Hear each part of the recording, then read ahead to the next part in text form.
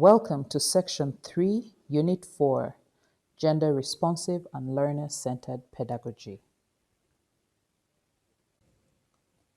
By the end of this unit, you should be able to demonstrate an understanding of gender-responsive pedagogy, demonstrate an understanding of learner-centered pedagogy, multiple intelligences, and art-based education, demonstrate an understanding of learner-centered teaching skills and interactive techniques.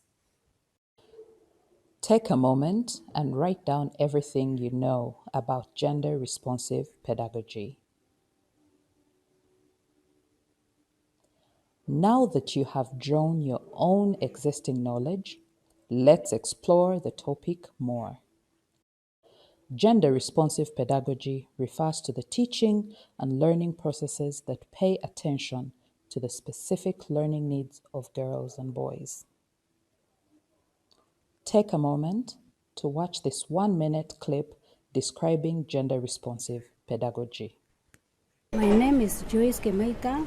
I am an educationist and specifically a trainer. I train teachers and mainly I train on gender and education. Gender responsive pedagogy, which is referred to as GRP. Let's first of all talk about pedagogy. Pedagogy refers to the art of teaching, especially the approaches and methodologies of teaching children and young learners. GRP, we talk about GRP in a school.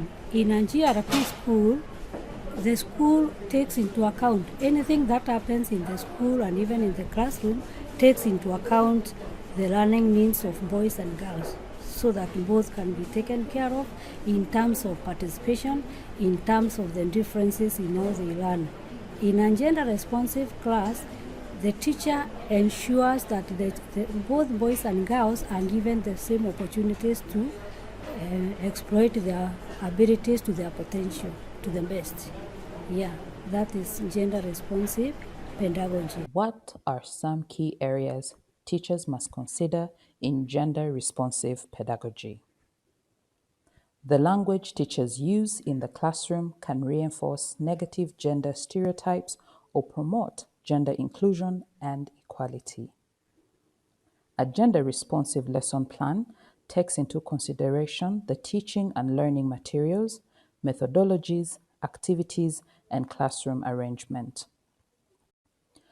Teaching and learning materials must be developed or adopted to be gender inclusive and promote messages of gender equality in society. Classroom setup or arrangement can positively or negatively impact the learning process for girls and boys. Creating orderly and interactive learning environments is critical. Classroom management practices should develop mutually supportive interactions between students, teachers, and parents. Teachers should understand issues of sexual maturation and reproductive health so they can create a more gender-responsive classroom and provide accurate information to students when asked. Being a resource or having resources at your school to address sexual reproductive health and rights is an investment that will have positive effects on students for the rest of their lives. It is important to understand the causes and impact of different forms of gender-based violence for both girls and boys. Each of these areas will be considered at length in the specified chapters. Learner-centered pedagogy shifts from a top-down approach where teachers lecture to a teacher creating an environment where the learner takes ownership of their learning. A learner-centered approach to teaching acknowledges that students are not empty vessels in which to deposit static knowledge, but instead they come into the classroom with their own experiences and understanding of the world. Learner-centered pedagogy uses experiential education and dialogue to engage students in critically reflecting on their past experiences, to develop new skills and knowledge, and actively participating in what and how they learn. Critical reflection helps students to be engaged citizens so they can meaningfully contribute to their communities. Students have a wide spectrum of learning styles. Teachers can support these diverse learning styles by incorporating a variety of teaching approaches to meet these needs and create an engaged and inclusive learning environment where all children thrive. This cartoon helps to illustrate the limitations of addressing only one type of learning style or preference. What will happen if all animals have to climb a tree?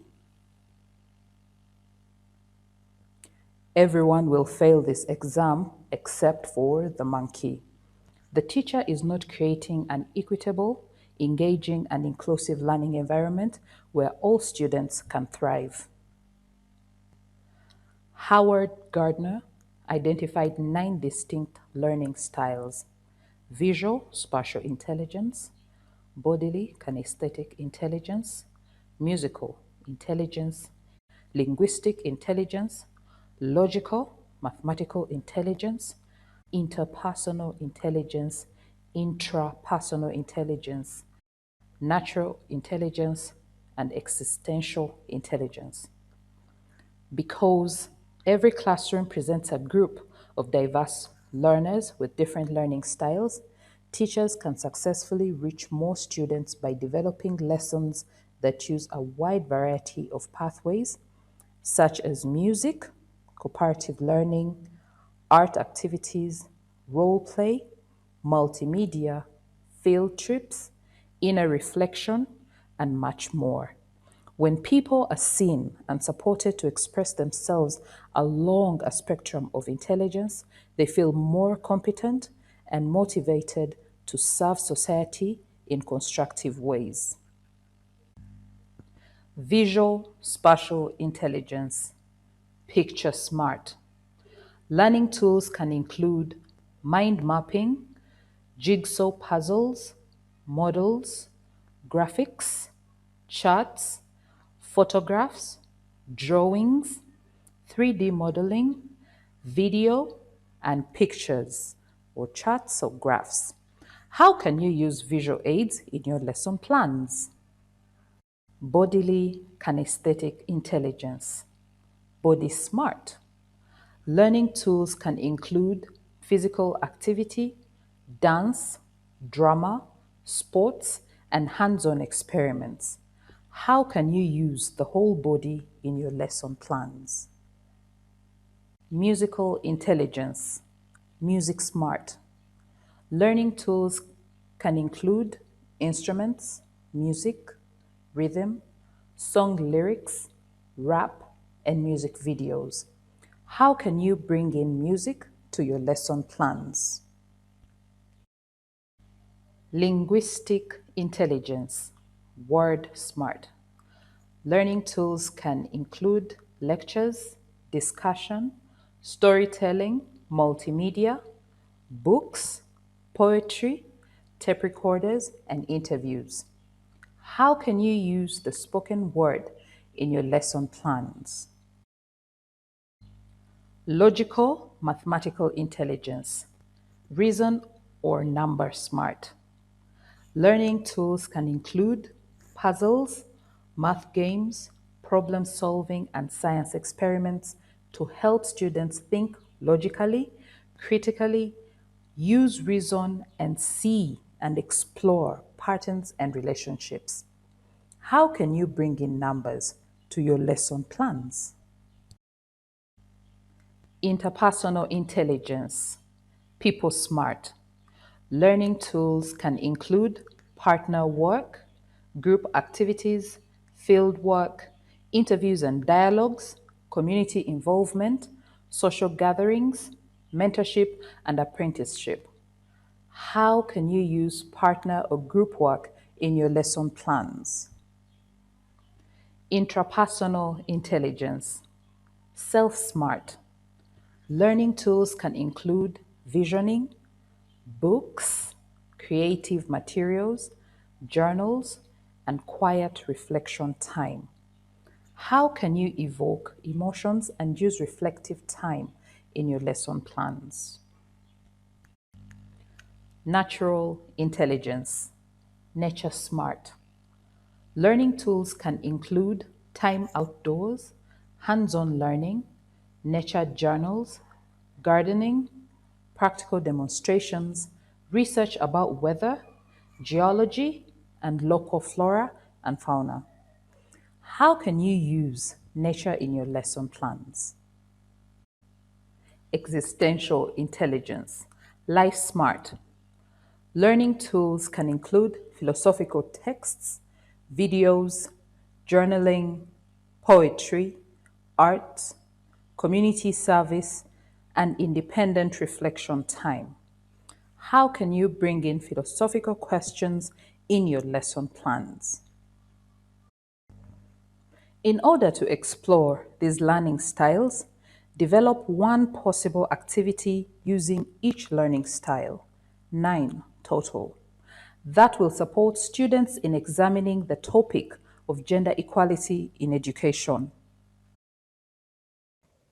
Research correlates the arts with academic, social, and emotional success because the challenges of the next century demand citizens with a well-developed capacity for creative thinking and innovation. The development of creative skill sets and mindsets will become increasingly valuable in our world. Like learner-centered approaches, the arts can increase academic success for all students so that both boys and girls thrive by creating a learning environment that inspires active learning and community engagement, increases student attendance, supports retention and understanding of complex topics, builds critical thinking, imagination, perception, and self-expression, strengthens social skills, including self-confidence, self-control, collaboration, and empathy.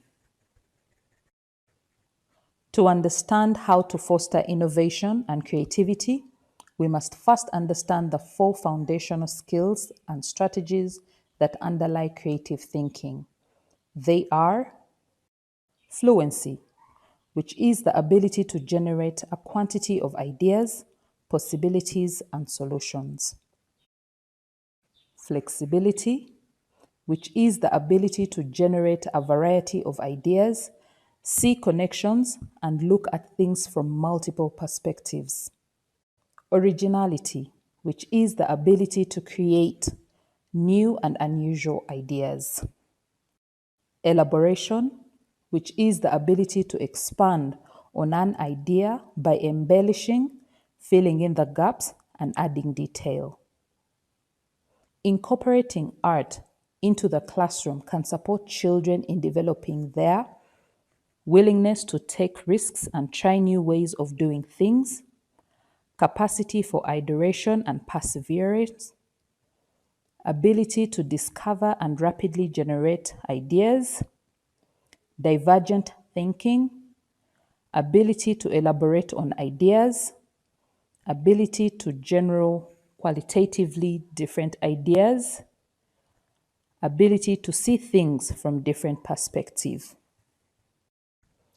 Let's exercise our creative thinking with this activity.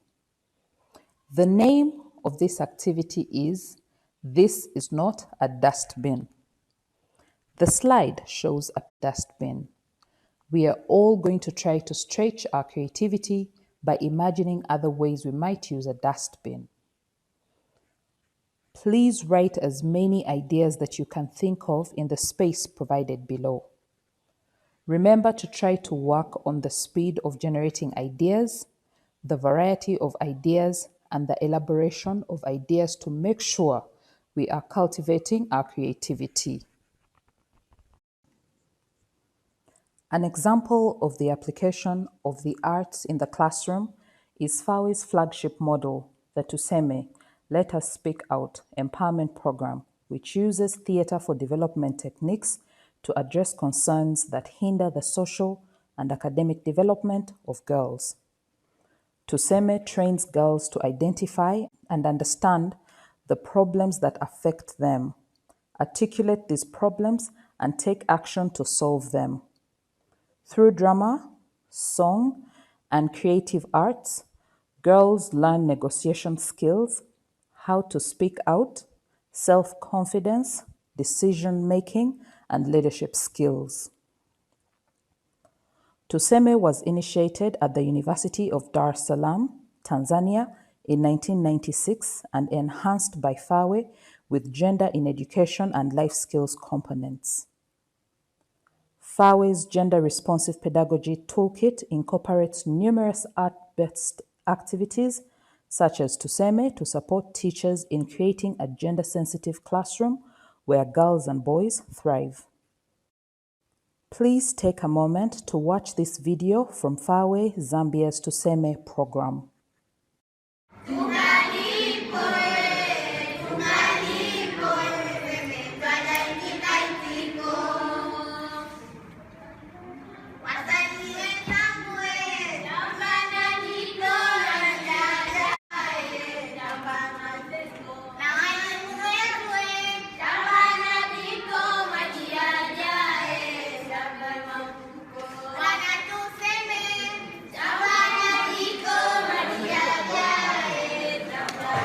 Is a program, is a researching process program that establishes to empower girls to know their right, to speak out, to identify their problem, analyze it, and then to take action so as to solve such a problem.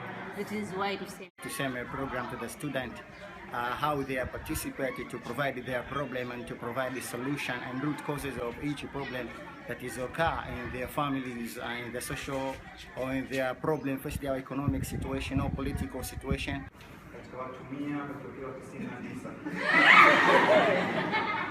There is a lot of problem that is provided by students themselves by using a theater performance and theater creation. And we as a facilitator from FAWE, yes, we are going to coach, to train teachers and the students themselves to be together to provide those problems that they occur in their society. And this is how it is work. It is work by using theater performance. You express your view, you express your idea by using theater performance. And then you leave it to the group or participant to evaluate or to explore what is provided, what is presented through that theater, so as to take action to solve such problem. That is all about the Tuseme program. Good job, good job.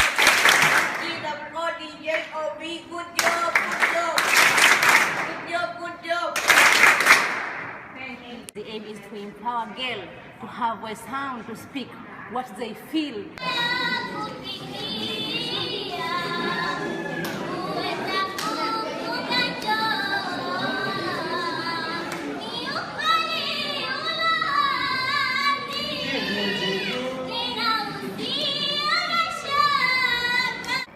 It's empowerment practices.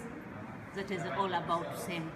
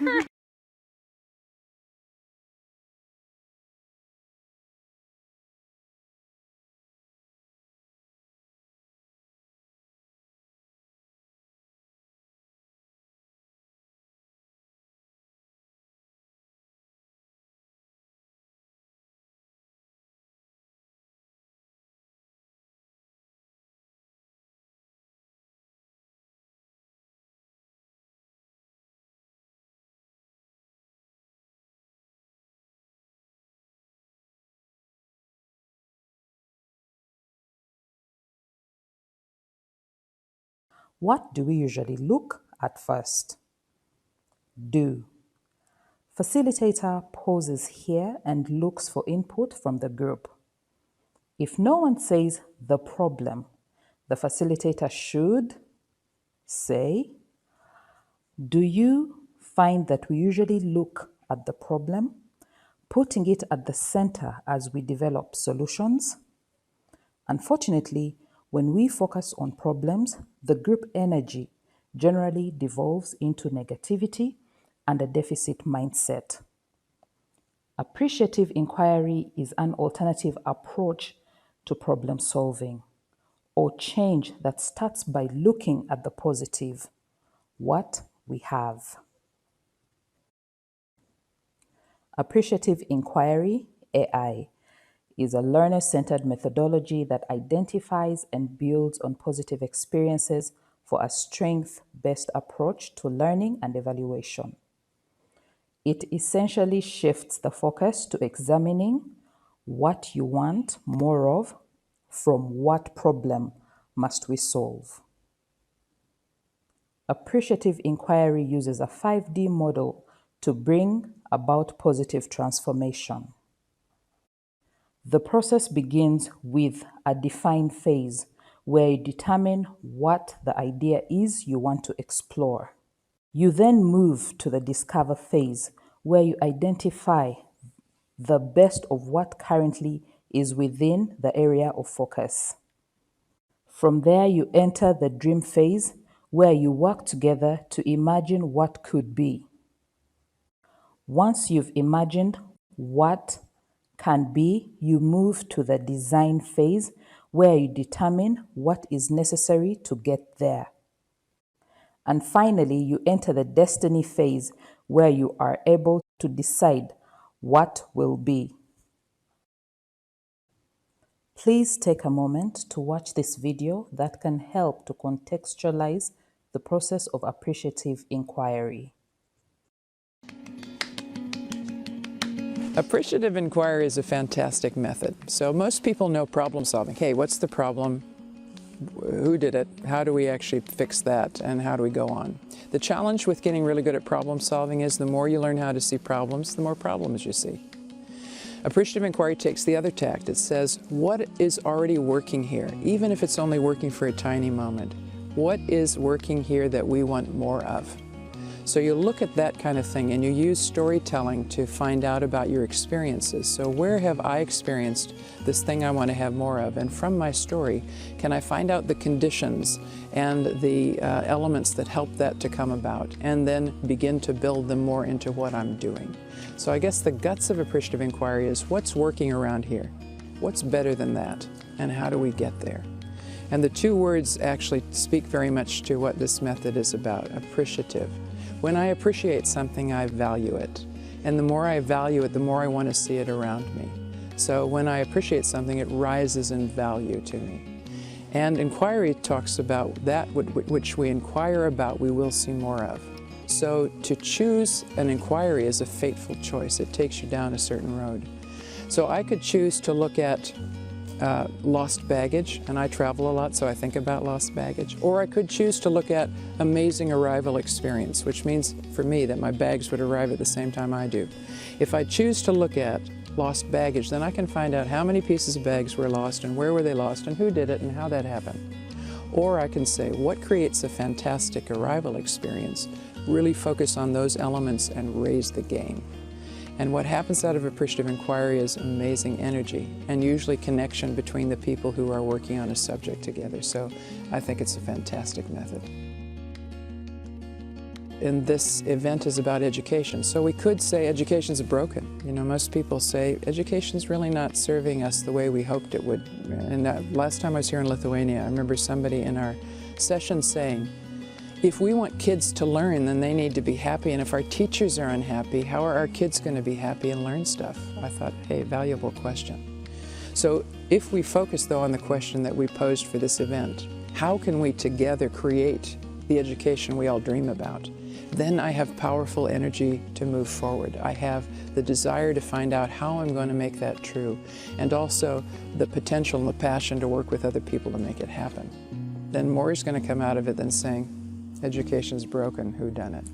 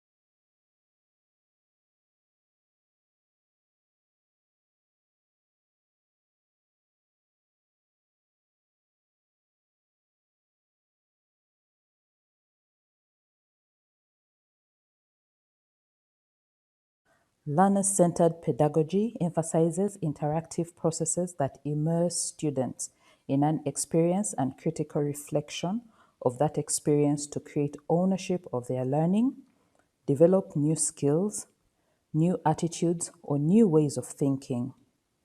In learner-centered pedagogy, students are seen as protagonists or champions of their own learning. An important part of using a learner-centered approach is helping students to work well together and facilitate their learning. Certain teaching skills and techniques can help to support and create a learner-centered environment for your students. Some core learner-centered teaching skills and techniques include.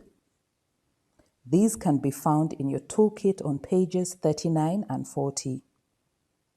Engage in active listening. Address the specific needs of students. Believe in the potential of all students. Facilitate inclusive and reflective dialogue. Promote critical reflection and solution-oriented thinking. Ask effective questions. Help learners deconstruct their misconceptions or stereotypes. Create an environment where mistakes are welcome. Have humility. Let's practice incorporating learner-centered teaching techniques by developing a brief lesson plan that incorporates learner-centered practices. The lesson plan should be on gender equality. Keep it very simple. The delivery of the lesson should take only 5 minutes. Make sure to review the list of things to keep in mind shown in the assessment card. Once you have completed your lesson plan, consider the following. Self-reflection questions for the teacher. What was easy to incorporate? What was difficult? Why do you think that is? How did students respond to the technique? Was there anything you wish you had done differently? Additionally, show your lesson plan to a colleague to provide the assessment card and ask them to consider whether the plan has done a good job incorporating learner-centered practices. Reflection questions for the student or observer. Where did the teacher do a good job incorporating learner-centered techniques? What seemed more challenging for the teacher to incorporate? How did the technique make you feel as compared to other methods? Was there anything that you would have made the experience better for you as a student? You can upload your lesson plan when finished. Additional resources. Up next is Unit 5, Gender Responsive Language Use.